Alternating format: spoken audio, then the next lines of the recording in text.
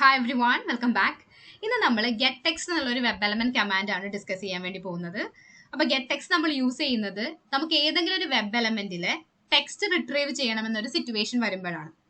Okay, അപ്പോൾ ഇതിൽ നിങ്ങൾ മെയിൻ ആയിട്ട് അറിഞ്ഞിരിക്കേണ്ട 3 പോയിന്റ്സ് എന്തൊക്കെയാണെന്ന് വെച്ചാൽ, ഫസ്റ്റ് പോയിന്റ് ഞാനിപ്പോൾ പറഞ്ഞു തന്നെയാണ്, ഈ മെത്തേഡ് യൂസ് ചെയ്യുന്നത് നമ്മൾ ഫോക്കസ് ചെയ്യുന്ന ഒരു വെബ് എലമെന്റിന്റെ ടെക്സ്റ്റ് എന്താണോ അതിനെ റിട്രീവ് ചെയ്യാൻ വേണ്ടിയിട്ടാണ്, അല്ലെങ്കിൽ ഇന്നർ ടെക്സ്റ്റ് എന്താണോ അതിനെ റിട്രീവ് ചെയ്യാനാണ്.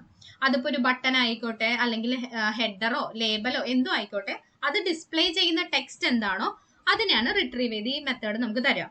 ഓക്കെ, ഇനി നെക്സ്റ്റ് പോയിന്റ് എന്ന് പറയുന്നത് getText റിട്ടേൺ ചെയ്യുന്നത് ഒരു സ്ട്രിങ് ആയിരിക്കും. ഇതിന് മുന്നേ നമ്മൾ ഡിസ്കസ് ചെയ്തിട്ടുണ്ടായിരുന്ന മെത്തേഡുകളൊക്കെ ബൂളിയൻ ആയിരുന്നു അല്ലെ. Is enabled, is selected, is displayed എന്നൊക്കെ പറഞ്ഞ് നമ്മൾ 3 മെത്തേഡുകൾ ഡിസ്കസ് ചെയ്തിട്ടുണ്ടായിരുന്നു ഇതിന് മുന്നത്തെ വീഡിയോസിൽ. അതെല്ലാം ട്രൂ അല്ലെങ്കിൽ ഫാൾസ് വാല്യൂ ആണ് നമുക്ക് റിട്ടേൺ ചെയ്ത് തന്നത്, അതായത് ബൂളിയൻ ആയിരുന്നു. പക്ഷെ ഈ കേസിൽ നമുക്ക് ഈ ഒരു ടെക്സ്റ്റിനെയാണ് നമുക്ക് വേണ്ടത്. ഈസ് ഡിസ്പ്ലേഡിന്റെയും അല്ലാത്ത മെത്തേഡിന്റെ ഒക്കെ കേസിലെന്ന് വെച്ചിട്ടുണ്ടെങ്കിൽ ആ എലമെന്റ് അവിടെ പ്രസന്റ് ആണോ അല്ലയോ എന്നൊരു ക്വസ്റ്റ്യൻ ആണ്. അപ്പൊ യെസ് അല്ലെങ്കിൽ നോ മതി അവിടുത്തെ ആൻസർ അല്ലെ. അപ്പൊ അതുകൊണ്ടാണ് ട്രൂ അല്ലെങ്കിൽ ഫാൾസ് ആയി മാറിയത്. ഇവിടെ അങ്ങനെയല്ല, നമുക്ക് ചിലപ്പോൾ ഒരു പാരഗ്രാഫ് ആയിരിക്കും റിട്രീവ് ചെയ്യേണ്ടത്, ചിലപ്പോൾ ഒരു വേർഡ് ആയിരിക്കാം, ചിലപ്പോൾ ഒരു സെന്റൻസ് ആയിരിക്കാം. അപ്പൊ അത് എന്താണെങ്കിലും അത് ടെക്സ്റ്റ് ആയിട്ടാണ് നമുക്ക് വേണ്ടത്. അതുകൊണ്ടാണ് ഇതിന്റെ റിസൾട്ട് സ്ട്രിങ് ആയിട്ട് റിട്രീവ് ചെയ്ത് തരുന്നത്. ഓക്കെ, അപ്പൊ ഇതിന്റെ റിട്ടേൺ ടൈപ്പ് സ്ട്രിങ് ആണ്. നെക്സ്റ്റ് പോയിന്റ് എന്ന് പറഞ്ഞാൽ, നമ്മളിത് റിട്ടേൺ ചെയ്യുന്ന സമയത്ത്, ഈ ടെക്സ്റ്റിന് എടുക്കുന്ന സമയത്ത് അതിന്റെ ഫ്രണ്ടിലും ബാക്കിലൊക്കെ വൈറ്റ് സ്പേസസ് ഉണ്ടെങ്കിൽ, വൈറ്റ് സ്പേസസ് മാത്രമാണ് അതിനെ ട്രിം ചെയ്ത് കളയും getText. ഇപ്പൊ ഞാൻ എടുക്കാൻ ഉദ്ദേശിക്കുന്ന ഒരു സെന്റൻസിന്റെ ഫ്രണ്ടിൽ 2 സ്പേസസ് ഉണ്ട്, അത് കഴിഞ്ഞിട്ടും സ്പേസസ് ഉണ്ടെന്ന് വിചാരിക്കാം.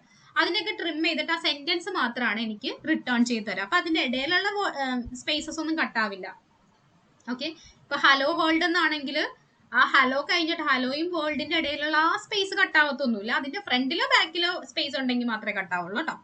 അപ്പൊ ഇങ്ങനെ റിട്ടേൺ ചെയ്ത് തരുന്നതാണ് getText എന്ന് പറയുന്നത്. ഓക്കെ, ഇനി ഇതിന്റെ പ്രാക്ടിക്കൽ ഇംപ്ലിമെന്റേഷനിലേക്ക് വരാം. എവിടെയാണ് getText നമുക്ക് യൂസ്ഫുൾ ആവുന്നത്? ഇപ്പൊ നമ്മളൊരു സൈറ്റ് എടുത്ത് ഓട്ടോമേഷൻ സ്ക്രിപ്റ്റ് ചെയ്താന്ന് വിചാരിക്കാം. അപ്പൊ അതിന്റെ ഓരോ ടാഗ് ലൈനും ഓരോ വേർഡുകളും ഇമ്പോർട്ടന്റ് ആണ് അല്ലെ. അപ്പൊ ഫേസ്ബുക്ക് എന്നുള്ള ഈ ഒരു സൈറ്റ് എടുത്തു കഴിഞ്ഞാൽ അതിന്റെ കൊടുത്തിരിക്കുന്ന ഈ tag line, Facebook helps U connect and share with the people in your life, ഇതിൽ ഏതെങ്കിലും ഒരു വേർഡ് മിസ്സായാൽ തന്നെ ഫേസ്ബുക്ക് എന്ന കമ്പനിക്ക് തന്നെ അത് ഭയങ്കര ഒരു നാണക്കേടാണ് അല്ലെ. കാര്യം ഇതിന്റെ ഡ്യൂപ്ലിക്കേറ്റ് സൈറ്റ് ആണ് അല്ലെങ്കിൽ ഒരു ഫേക്ക് സൈറ്റ് ആണെന്ന് നമ്മൾ വിചാരിക്കുള്ളൂ. ഇപ്പൊ നമ്മൾ ഫേമസ് ആയിട്ടുള്ള ഏതെങ്കിലും പ്രൊഡക്റ്റ്, ഇപ്പൊ നൈക്കിയുടെ ഒരു ഷൂസോ അല്ലെങ്കിൽ നമ്മൾ പ്യൂമയുടെ എന്തെങ്കിലും ഒരു പ്രൊഡക്റ്റോ പർച്ചേസ് ചെയ്യാൻ വേണ്ടി ചെല്ലാണ്, ആ സൈറ്റ് എടുക്കാണ്, അതിൽ ഏതെങ്കിലും ഒരു സ്പെല്ലിംഗ് വ്യത്യാസം ഉണ്ടെങ്കിൽ നമ്മൾ ഓർക്കില്ല അതൊരു ഡ്യൂപ്ലിക്കേറ്റ് അല്ലെങ്കിൽ ഒരു ഫേക്ക് ആയിട്ടുള്ള സൈറ്റിലാണ് നമ്മൾ നാവിഗേറ്റ് ആയിരിക്കുന്നതെന്നല്ലേ യൂസർ ചിന്തിക്കുക. അപ്പോൾ ആ സൈറ്റിന്റെ ഐഡന്റിഫിക്കേഷന് ഏറ്റവും ഇമ്പോർട്ടൻ്റ് ആയിട്ടുള്ള കാര്യങ്ങളാണ് അതിലെ ഓരോ ടെക്സ്റ്റും. ഓക്കെ, അതിലൊരു വേർഡ് ഒരു കുത്തോ ഒരു കോമ മിസ്സായാൽ പോലും യൂസർ കൺഫ്യൂസ്ഡ് ആവും, അവരുടെ ബിസിനസ്സിന് അത് എഫക്ട് ചെയ്യും. അപ്പൊ ടെക്സ്റ്റ് എടുത്ത് കമ്പയർ ചെയ്യേണ്ടത് അത് കറക്റ്റ് ആണോ എന്ന് എൻഷുർ ചെയ്യേണ്ടത് നമ്മുടെ റെസ്പോൺസിബിലിറ്റിയാണ്. അപ്പൊ ഈ ടെക്സ്റ്റ് എടുക്കാൻ വേണ്ടിയിട്ടാണ് നമ്മൾ getText യൂസ് ചെയ്യുന്നത്. ഓക്കെ, അപ്പൊ ഇവിടെ നമുക്കൊന്ന് ട്രൈ ചെയ്ത് നോക്കാം getText എങ്ങനെയാണ് ഈ ടെക്സ്റ്റിനെ എടുക്കുന്നത് എന്നുള്ളത്. ഫേസ്ബുക്ക് എന്നുള്ള സൈറ്റിൽ തന്നെ നമുക്ക് നോക്കാം. അപ്പൊ ഞാനിവിടെ URL എടുത്തിട്ടുണ്ട്. ഇനി നമ്മൾ ലാസ്റ്റ് ചെയ്ത കോഡ് തന്നെ ആദ്യം നമ്മൾ കൊടുത്തിരിക്കുന്ന പബ്ലിക് സ്റ്റാറ്റിക് വോയിഡ് മെയിൻ്റെ ഉള്ളിൽ WebDriver എന്ന് പറഞ്ഞ് നമ്മൾ ക്രോമിനെ ലോഡ് ചെയ്യുന്നുണ്ട്. അതിനുശേഷം driver.get നമുക്ക് ഫേസ്ബുക്ക് കൊടുക്കാം. ഫേസ്ബുക്ക് ലോഡായി. ഇനി എനിക്ക് അറിയേണ്ടത് ഈ ഫേസ്ബുക്കിന്റെ ആ ഒരു ടാഗ് ലൈൻ ഉണ്ടല്ലോ, ഇപ്പൊ ഞാൻ നിങ്ങളെ കാണിച്ചു തന്ന tag line Facebook helps you to, ഈ സംഭവം കറക്റ്റ് ആയിട്ട് ആ ടെക്സ്റ്റിനെ എനിക്ക് എടുക്കണം. ഓക്കെ, അപ്പൊ നമുക്ക് ഇതിനെ ഒന്ന് ഇൻസ്പെക്ട് ചെയ്യാം. ഇൻസ്പെക്ട് ചെയ്തു. ഇത് H2 എന്നുള്ള ഒരു ടാഗിലാണ് കിടക്കുന്നത്. അപ്പൊ ഇവിടെ നമുക്ക് /H2 എടുത്തു കഴിഞ്ഞിട്ടുണ്ടെങ്കിൽ വേണ്ട, H2 ടാഗ് ഒരെണ്ണേ ഉള്ളൂ, 1 of 1 ആണ് കിടക്കുന്നത് H2. അപ്പൊ H2 ടാഗിന്റെ ടെക്സ്റ്റ് എടുത്തു കഴിഞ്ഞാൽ നമുക്ക് ഇത് കിട്ടണം അല്ലെ. അപ്പൊ H2 എന്നുള്ളത് ടാഗിനെയും വെച്ച് നമുക്ക് കൊടുക്കാം. ഒരുപാട് എലമെന്റ് ലൊക്കേറ്റേഴ്സ് ഉണ്ട്, അതിൽ ടാഗിനെയും വെച്ചിട്ട് നമുക്ക് എടുക്കാം. കാര്യം H2 ഇവിടെ യുണീക്ക് ആണ്, 1 of 1 ആണ് കാണിക്കുന്നത്. സോ ഞാനിവിടെ ഒരു വെബ് എലമെന്റ് ക്രിയേറ്റ് ചെയ്യാണ്. WebElement fbTagline is equal to driver.findElement by. ഇത്രയും ലൊക്കേറ്റേഴ്സ് ഉണ്ട്. അതിൽ കണ്ടോ ടാഗ് നെയിം എന്ന് പറഞ്ഞൊരു ലൊക്കേറ്റർ ഉണ്ട്. അപ്പൊ ടാഗ് നെയിം കൊടുക്കുമ്പോൾ ആ ടാഗ് നെയിം യുണീക്ക് ആയിരിക്കണം കേട്ടോ. ഇവിടെ H2 യുണീക്ക് ആണ്, അതുകൊണ്ടാണ് ഞാൻ H2 കൊടുക്കുന്നത്. h2 എടുത്തു, എലമെന്റിനെ ഞാൻ ക്രിയേറ്റ് ചെയ്തു. ഇനി എന്ത് ചെയ്യണം?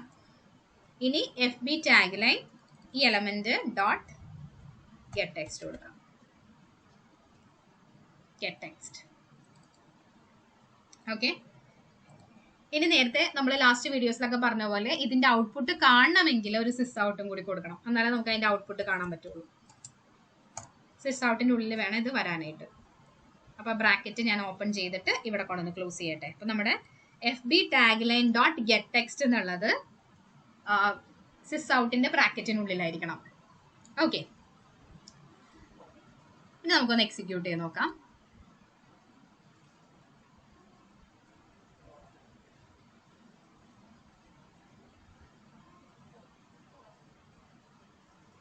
എക്സിക്യൂഷൻ കഴിഞ്ഞു.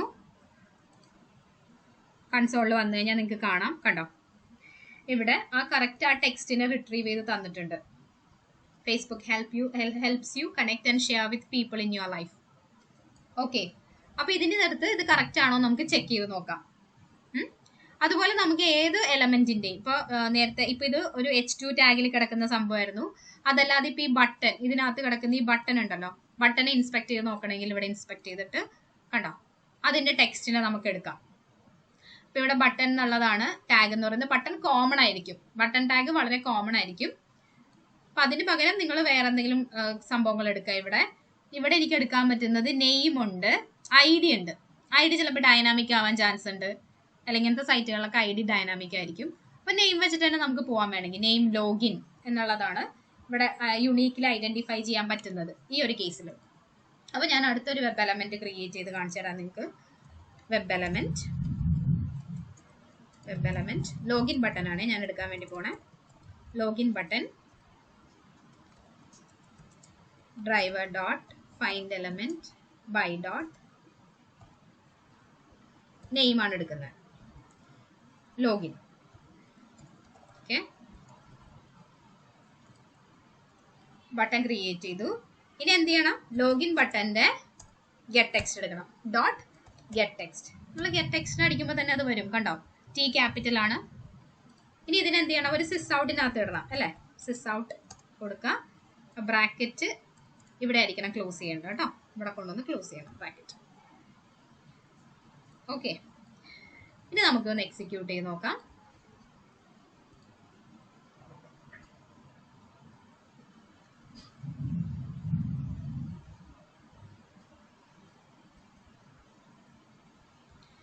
ഓക്കെ. അപ്പോൾ ഇവിടെ നിങ്ങൾക്ക് റിസൾട്ട് കാണാൻ രണ്ടും വന്നിട്ടുണ്ട്.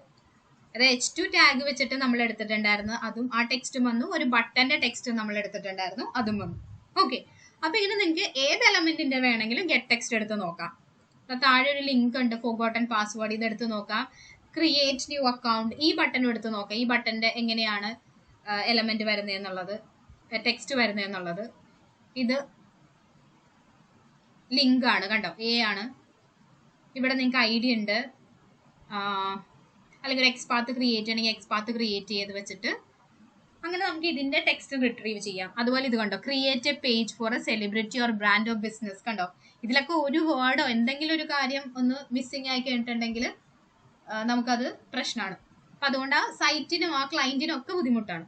സോ എല്ലാ ടെക്സ്റ്റുകളും കറക്റ്റ് ആയിരിക്കേണ്ടത് ഇമ്പോർട്ടന്റ് ആണ്. അപ്പൊ അതിനാണ് നമ്മൾ ഓരോ ടെക്സ്റ്റ് എടുത്ത് എൻഷുർ ചെയ്യുന്നത് കറക്റ്റ് ആണോ എന്നുള്ള വാലിഡേറ്റ് ചെയ്യുന്നത്. അപ്പൊ ഇതൊക്കെ നിങ്ങൾക്ക് എടുത്ത് നോക്കാം. അപ്പൊ ഇങ്ങനെയാണ് ഗെറ്റ് ടെക്സ്റ്റ് വർക്ക് ചെയ്യുന്നത്. ഇതിന്റെ ഒരു യൂസ് ഇതാണ്. ഇതാ എലമെന്റ് ഡോട്ട് ഗെറ്റ് ടെക്സ്റ്റ് എന്ന് കൊടുത്താൽ നമുക്കത് പ്രിന്റ് ആവും. പിന്നെ ഔട്ട്പുട്ട് കാണണമെങ്കിൽ നിങ്ങൾ സിസ് ഔട്ടിൽ കൊടുക്കണം.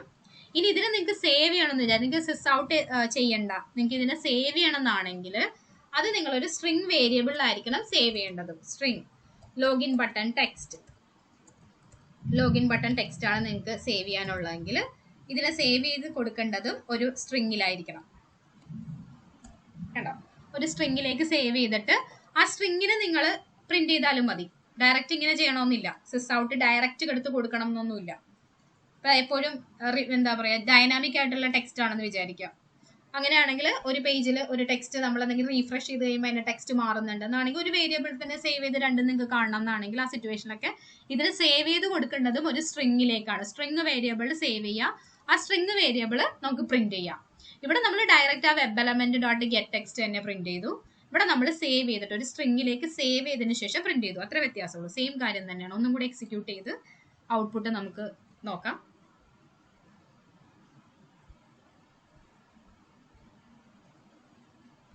ഓക്കെ, എക്സിക്യൂട്ട് ആയി.